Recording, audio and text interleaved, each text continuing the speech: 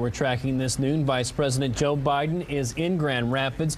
We streamed his speech at American Seating live on woodtv.com, and it all just wrapped up. He talked about jobs and specifically manufacturing jobs. Well, 24 Hour News 8's Ryan Takeo joins us live outside of American Seating with more on what the Vice President had to say. Good afternoon, Ryan.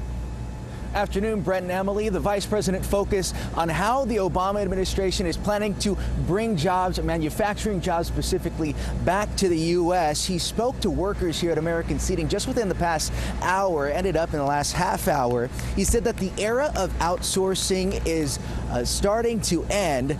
More companies, he says, won't find it cost effective by 2015. As far as taxes goes, he called for a level playing field for companies like American Seating, who he says kept jobs here in America and did not outsource. Mr. Biden said when companies shift jobs overseas, he expects them to pay a minimum tax on profits, a disincentive for companies who are outsourcing. Take a listen.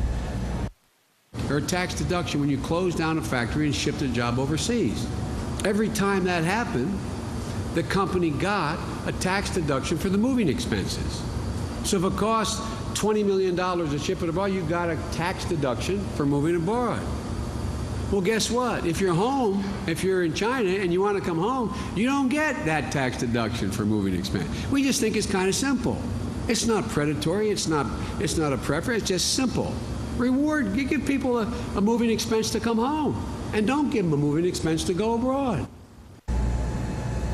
Biden also focused on education, saying that manufacturers need more skilled workers for the talents that were lost and the skills lost because of outsourcing. He cited community colleges partnering with companies to train students and potential employees like Grand Rapids Community College and their program with Holland-based Energetics.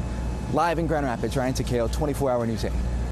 Thank you, Ryan. Political reporter Rick Galvin was inside today's event and sat down with the Vice President for a one-on-one interview. He'll bring us more on that and what today's event means for the race for president.